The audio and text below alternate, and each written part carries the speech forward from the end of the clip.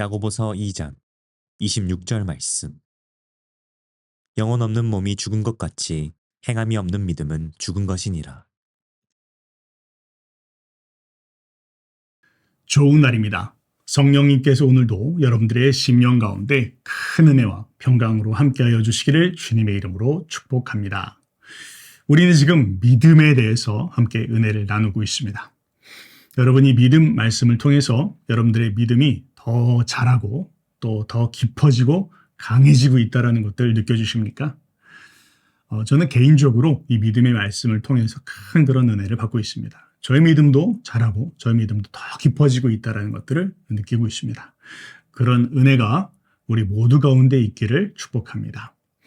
자, 지난 시간에는요, 우리가 믿음에 대해서 함께 나누면서 우리가 기도하고 구하는 것은 받은 줄로 믿으라. 우리가 하나님 앞에 기도할 때, 구할 때 그것은 이미 우리 가운데 주신 것이다 라는 그런 분명한 믿음을 가지고 구할 때 그것은 그대로 되어질 것이다. 그렇게 말씀을 하였습니다. 자, 오늘은 이제 여러분들과 함께 믿음과 행동에 대해서 한번 나눠보기를 원합니다. 여러분, 믿음이라고 하는 것은요, 겉으로 보여지는 것은 아닙니다. 사람의 마음 가운데에 일어나는 그런 작용이기 때문에 그것은 겉으로 보이지는 않습니다. 그러나 어떤 사람 마음 가운데 믿음이 있구나 혹은 믿음이 없구나 하는 것을 우리는 알 수 있습니다. 바로 행동을 통해서 우리는 알 수 있습니다. 믿음을 가지고 있는 사람이라고 한다면 그 믿음에 걸맞게 행동하게 됩니다. 말씀을 따라서 믿음으로 순종하고 또 헌신하고 삶의 열매를 맺게 되어져 있습니다. 반면에 그의 마음 가운데 믿음이 없다면 그 사람은 하나님의 말씀이 아니라 육신의 소욕과 상황과 환경을 따라서 염려의 열매를 맺고 근심함과 초조함과 이런 것을 가지고 삶의 열매를 맺게 됩니다.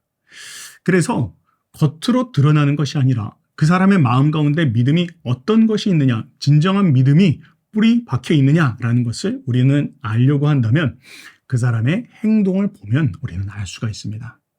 믿음의 행동을 하는 것을 통해서 그 사람의 마음 심령 가운데 믿음이 깊이 뿌리 박혔구나 혹은 하나님의 말씀이 아닌 다른 그런 열매들 맺고 있는 것들을 통해서 우리는 저 사람의 심령 가운데 믿음이 뿌리 박히지 않았구나 이런 것들을 우리는 볼 수 있다라고 하는 것이죠. 자, 그래서요, 믿음은 결국 행동이라는 것을 통해서 완성되어진다라는 것을 우리는 알아야 합니다. 쉽게 이야기하면 믿음과 행동은 동전의 양면 같아서 믿음만 있고 행동은 없는 혹은 행동은 있는데 믿음은 없는 이런 게 없다라는 것이죠. 그의 심령 가운데 믿음이 있다라고 한다면 그것은 반드시 행동으로 행함으로 나타나게 된다라는 것을 우리는 꼭 기억해야 할 것입니다. 자, 이제 좀 더 한번 구체적으로 들어가서요. 우리에게 믿음을 우리가 실제 삶 가운데에서 열매로 경험하기를 원한다면 우리가 진정으로 믿는 것이 그 하나님의 능력이 우리의 삶 가운데 풀어지는 것을 보기를 원한다면 우리는 행함으로 그 믿음을 증명해 보여야 합니다. 쉽게 한번 설명을 해볼게요. 여러분, 우리가 살고 있는 집에는 모두가 다 전기가 들어옵니다. 전력공사에서 우리 각각의 집에 방마다 전기들을 집어넣어 줍니다.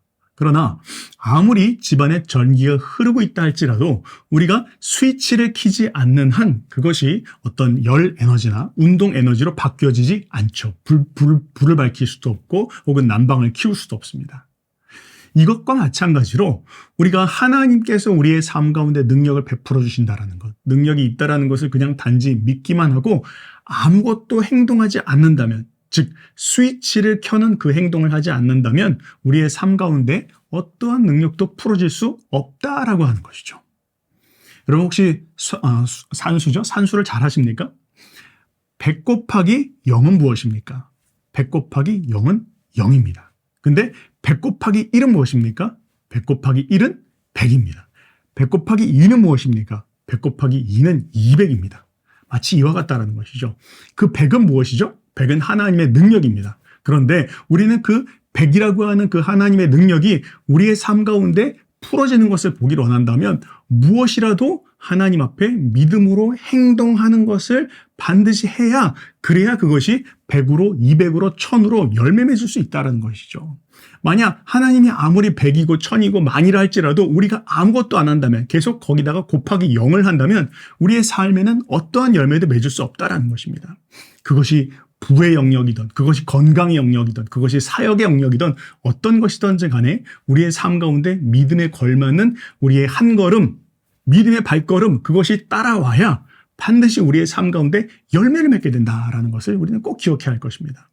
그런데 안타깝게도 많은 사람들이 착각하고 있죠. 그냥 마음 가운데 믿고만 있는다면 하나님께서 언젠가 그 일을 이루어주시겠지. 그런데 그것은 믿음이 아닙니다. 그것은 소망이요, 기대입니다. 그것은 하나님의 역사를 만들어낼 수 없습니다. 진짜 믿는 사람이라고 한다면 동전의 양면과 같아서 믿음으로 반드시 행하게 되어져 있습니다. 그리고 그 행함을 통해서 우리의 삶에는 열매가 나타나게 된다라는 것이죠. 여러분, 우리가 이스라엘 백성들이 여리고성을 함락시킨 그런 이야기들을 우리는 잘 알고 있습니다. 하나님께서 이스라엘 백성들에게 말씀하셨습니다. 저 여리고성을 돌아라. 6일 동안은 한 바퀴씩 돌아라. 그리고 7일째가 되었을 때에는 7바퀴를 돌아라. 그리고 마지막 제사장의 나팔 소리가 들리거든 함성을 외쳐라. 이스라엘 백성들이 하나님이 말씀하신 것을 마음 가운데 믿었습니다. 그리고는 첫째 날, 둘째 날, 셋째 날 하나님의 말씀을 따라서 돌았습니다. 그들이 돌았을 때 마음 가운데 의심이 생겼을까요? 네, 분명히 의심이 생겼을 것입니다. 이거 돈다고 해가지고 무슨 일이 일어날까? 이런 의심들이 있었을 것입니다. 그러나 그들은 그 의심을 이기고 첫째 날 한 바퀴, 둘째 날 한 바퀴, 셋째 날 한 바퀴, 그리고 일곱째 날에 7바퀴, 그리고 마지막 제사장이 나팔 소리를 불 때 그들은 그 성벽을 향해서 소리를 쳐서 고함을 지르기 시작했습니다. 그랬더니 어떤 일이 벌어졌죠? 성벽이 무너지기 시작했습니다. 그들이 그것을 돌고 있을 때 수많은 의심이 있었을 것입니다. 우리가 이렇게 돈다고 해서 이 돌무더기가, 이 거대한 성벽이 무너질까? 우리가 여기다가 소리를 아무리 지른다고 하더라도 이거 계란으로 바위치기 아닐까? 이게 과연 되어질까? 그들의 마음 가운데 수많은 의심이 있었을 것입니다. 그러나 그럼에도 불구하고 그들의 마음은 의심이 하나님의 말씀이 그들의 의심을 이겼습니다. 하나님의 말씀이 상식을 이겼고 하나님의 말씀이 그들의 감각과 경험을 이겼습니다. 그리고 그들은 하나님의 말씀을 붙잡고 그것을 행함으로 옮겼습니다. 그렇게 행하고 한 바퀴를 돌고 7바퀴를 돌고 소리를 치는 그들의 행동을 통해서 하나님의 기적의 역사는 일어나게 되었다라는 것이죠. 여러분, 우리의 삶에 수많은 여리고성을 우리는 만납니다. 내가 도저히 극복할 수가 없는 것처럼 보이고, 내가 도저히 넘어갈 수 없는 것처럼 보이고, 내 삶에 내 능력으로는 해결할 수 없는 것과 같은 거대한 장벽이 우리 앞에 있을 수 있습니다. 그런데 그때 우리는 기도해야 됩니다. 그리고 기도 가운데 하나님의 말씀을 들어야 됩니다. 그리고 그 하나님의 말씀이 들려왔을 때 우리는 그것을 믿어야 되고, 또 믿음으로 하나님께서 말씀하시는 한 걸음을 내딛기 시작해야 됩니다. 그 한 걸음을 내딛는 것이 정말로 중요하다라는 것이죠. 여러분, 우리 주변에 우리가 살고 있는 상황들은요, 우리의 느낌과 우리의 감각에 의해서 경험되어질 수 있는 환경, 그리고 상황이라고 하는 것은 변수입니다. 늘 바뀐다라는 것이죠. 상황과 환경이라고 하는 것은 우리가 의지할 것이 못 됩니다. 상황과 환경은 늘 변화되어지는 것입니다. 그런데 변치 않는 것이 있습니다. 그것이 무엇입니까? 바로 하나님의 말씀입니다. 말씀은 변수가 아니라 상수입니다. 변치 않는 숫자라는 것이죠. 우리는 변치 않는 하나님의 말씀을 붙잡고 그 말씀에 순종하면서 살아가야 됩니다. 그러면 어떤 일이 벌어질까요? 말씀을 순종하면서 살아가면 이 변수와 상황이라고 하는 것이 변화되어지게 된다, 열려지게 된다, 새롭게 개척되어지게 된다라는 것을 우리는 꼭 기억해야 할 것입니다. 많은 사람들이요, 하나님의 역사를 이루고자 또 하나님이 주신 마음의 꿈이 있지만 이 상황과 환경 가운데에서 포기해버립니다. 무릎 꿇어버립니다. 다시 그냥 뒤돌아버립니다. 그러나 꼭 기억해야 됩니다. 상황과 환경은 변수입니다. 그것은 언제나 바뀔 수 있는 것입니다. 바뀌어지지 않는 하나님의 말씀을 붙잡고 믿음의 발걸음을 떼기 시작하면, 그러면 상황과 환경, 그 변수는 변화되어지기 시작합니다. 열려지기 시작한다는 것이죠. 하나님께서 예비해 놓으신 그 길이 보여지기 시작한다는 것입니다. 무엇이요? 믿음과 그 믿음에 따른 믿음의 한 걸음, 그 한 걸음을 떼기 시작해야 하나님의 역사가 나타나게 된다라는 것을 우리는 꼭 기억해야 할 것입니다. 성경에 보면 이 믿음의 한 걸음을 내딛었던 사람이 하나님의 역사를 보았더라라는 이야기가 너무나 많이 나와 있습니다. 우리가 잘 아는 것처럼 혈류증을 앓고 있는 한 여인 이야기를 우리는 알고 있습니다.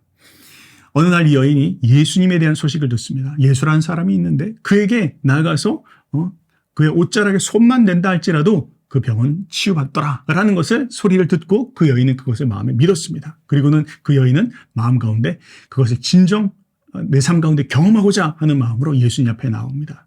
수많은 그런 군중들이 있었습니다. 상황과 환경이었습니다. 그러나 이 여인은 그 상황과 환경 가운데 무릎 꿇지 않았습니다. 마음 가운데 무엇이요? 믿음이 있었습니다. 믿음이 있었기 때문에 그 여인은 행함으로 실천하기 시작했습니다. 군중들을 뚫고 예수님이 있는 곳까지 나갔습니다. 그리고는 예수님께 나가서 감히 그 옷자락에 손을 대었습니다. 그랬더니 어떤 일이 벌어졌죠? 그것을 통해서 그 여인이 즉시 치유함을 받았더라고 성경은 이야기하고 있습니다. 그 여인의 심령 가운데 믿음이 있었습니까? 없었습니까? 분명히 있었습니다. 그것은 무엇을 통해서 증명되었습니까? 행함이라고 하는 것을 통해서 증명되어졌습니다. 만약 그 여인이 그냥 저기 예수님이 있대. 저기 예수님 지나가시네. 치유해 주시겠지. 난 고침 받을 수 있을 거야. 라고 하고 아무것도 안 하고 그냥 자포자기하고 있고 그냥 마음으로 소망하고 있고 기대하고 있었다면 그 여인은 아무것도 경험할 수 없었을 것입니다.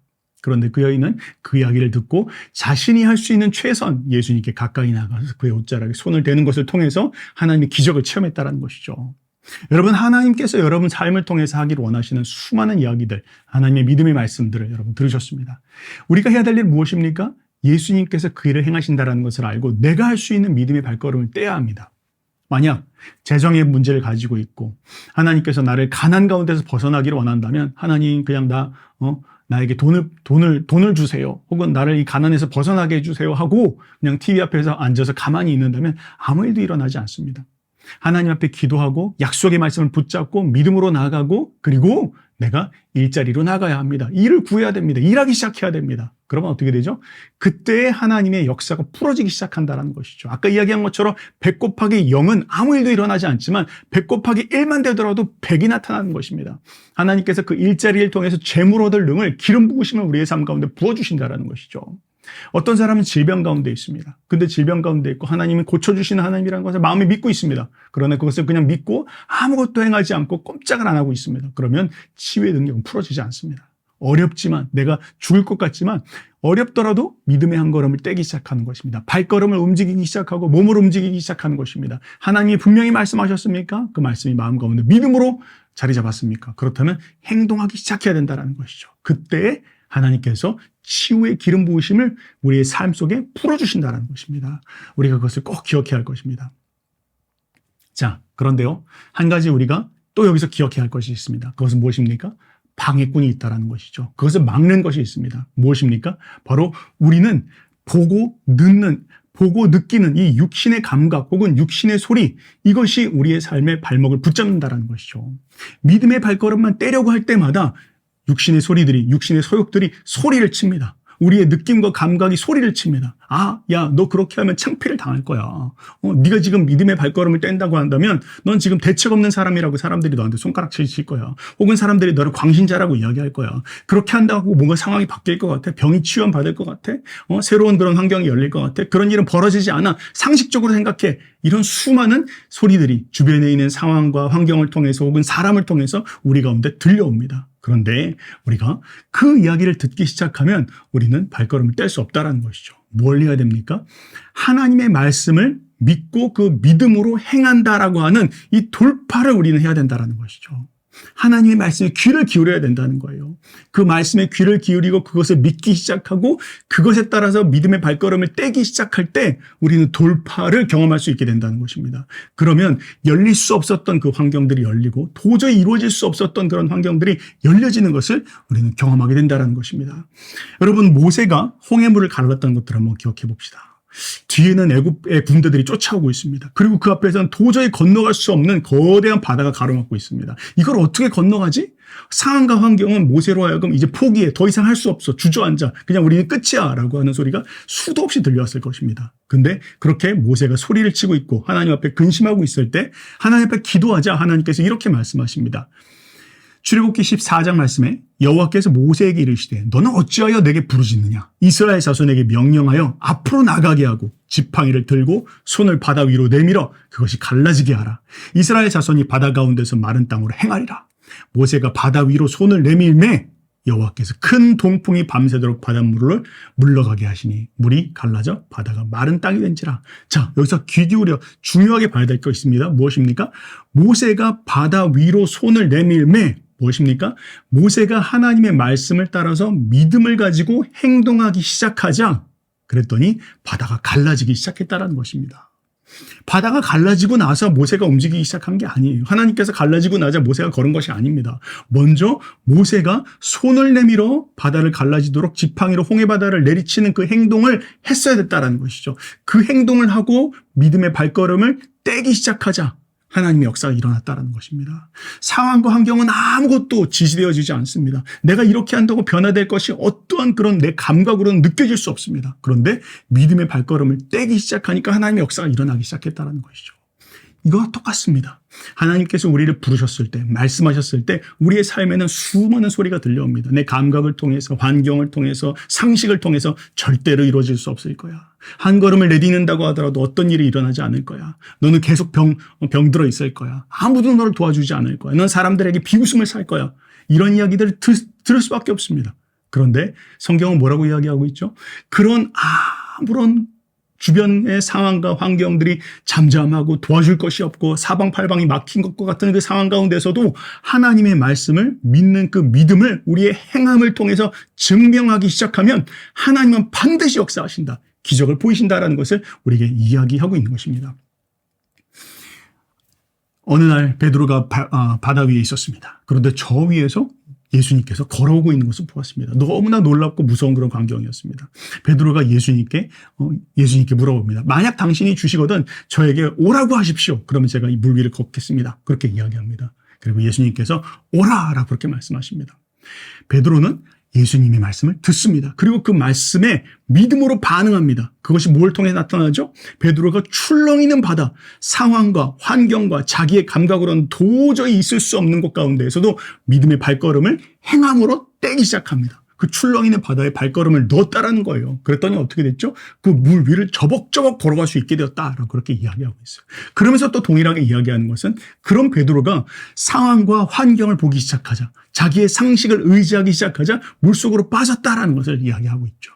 여러분, 이런 일이 우리의 삶 가운데도 동일하게 일어납니다. 하나님이 우리 가운데 말씀하신 것이 있습니다. 그런데 그 말씀을 우리가 마음 가운데 굳게 믿고 내가 할 수 있는 최선으로 믿음의 발걸음을 떼기 시작하면 하나님은 반드시 우리의 삶을 기적으로 채워주기 시작하십니다. 그러나 아무 일도 일어나지 않을 거야. 아무도 나를 도와주지 않을 거야. 그냥 난 여기서 포기해버려야 되겠어 하고 주저하는 순간 그 사람을 통해서는 아무 역사도 일어나지 않는다라는 거. 이거 여러분도 우리가 꼭 기억해야 할 것입니다.